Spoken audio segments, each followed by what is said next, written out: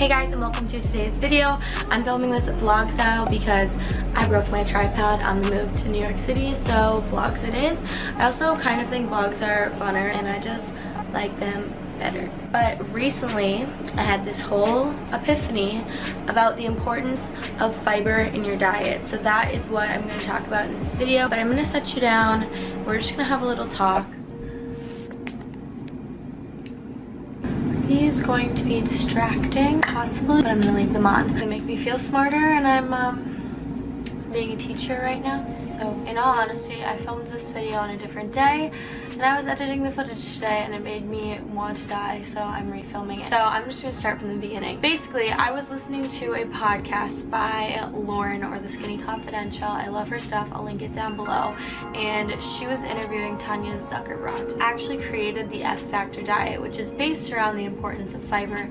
And I'm gonna link the whole podcast, so if you guys are interested, or if I'm not making sense, you can listen to that and do some research on your own. Science has never been my best subject, so I'm gonna try to keep this like short and easy to follow. The basics. Okay, so here's my little science lesson for the day. Carbohydrates are in food that you eat. When your body digests carbohydrates, they can either be burned as energy, stored as energy in your muscles and liver, or stored as fat if you eat it in excess.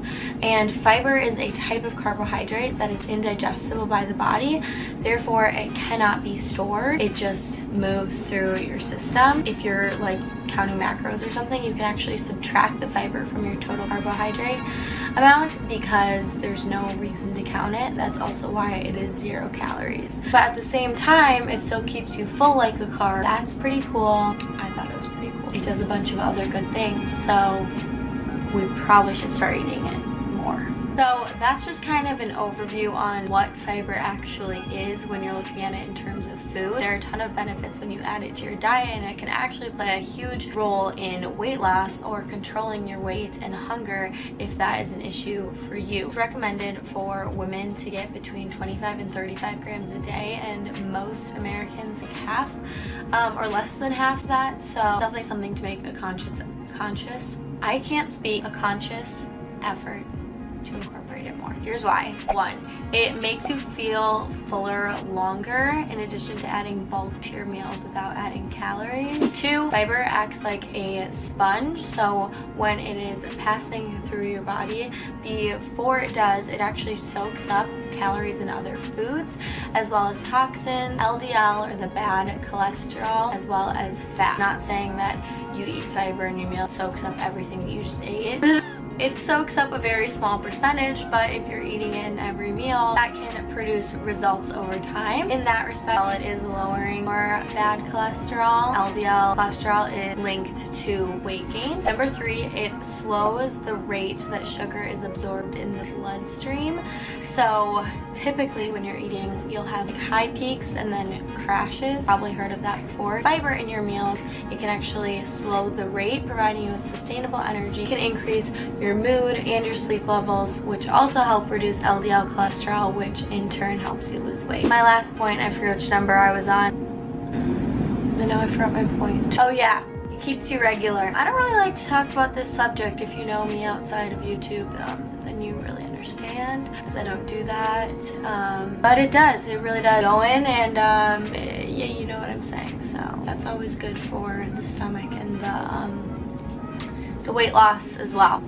Oh, I forgot a point. Since your body actually can't digest fiber, metabolism still tries just as hard to break down, works your metabolism the same as any other food, but you're not actually retaining any of the stuff.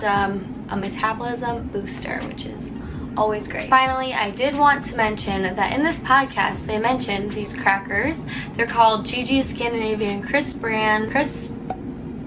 They're really low cal and really high fiber, so there's only 2 net grams of carbohydrate, which net carbs are your carbohydrates minus your fiber. Tanya in the podcast recommends that you eat 4 to 8 of them a day. If you have 4 crackers, I believe it's 80 calories and 16 grams of fiber, which is half your intake of fiber for the entire day. And you can top them with all sorts of things, like I will be showing you later on in this video. Yeah, it's a pretty good deal. I've been eating them ever since. All my roommates are eating them, so I'm not sponsored by them. Did I do a good job? Did I make sense? I don't know. I have a whole blog post on this linked below. If you're interested, I will link some more resources, but all I know is you need to get your fiber in. Sorry if my glasses were annoying this whole video. I just got them. I love them. Love. But they, like, in the presence of screens, they turn blue. Annoying. Let's get back into the video. So now I'm going to show you 2 meal options that you can incorporate fiber into your diet. Number 1 is breakfast. I feel like that's one of the easiest ways to do it, and I want to talk about, I've been loving this 365 everyday value honey, almond, flax, protein, and fiber crunch cereal. So it's 10 grams of protein and 9 grams of fiber, which is a lot. So how I like to have this is with either just coconut milk, or this morning I'm having it with some Kite Hill almond vanilla yogurt and then fresh berries. This is like the best breakfast ever, and I really recommend you try it. I'm gonna eat that, and then I'll come back with you guys for a little bit later on when I'm having my snack. It's gonna be really good. Hey guys, I'm back, and it is a little later on, and I'm gonna have my GG crackers as a snack.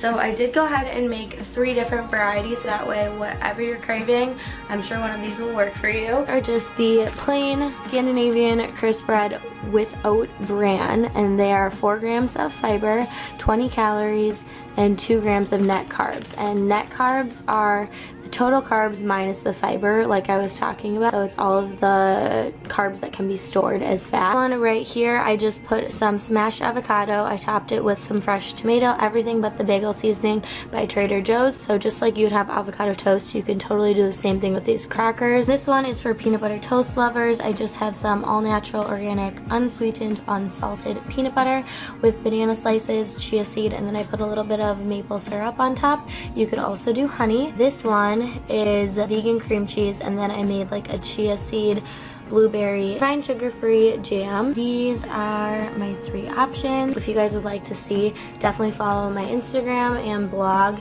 because I'm posting a ton of recipes on there. I'm gonna try one of them for you right now. So good. These on their own are not known to be like a great cracker. They kind of taste like cardboard, to be honest.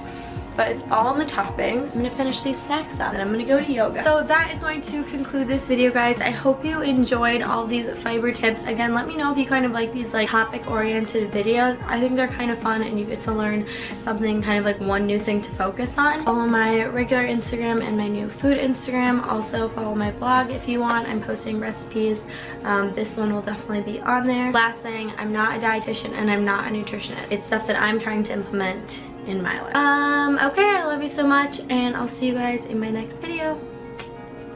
Alright, the peanut butter and banana one is super fire. Oh no, I'm not a salty girl, but this one really takes her home.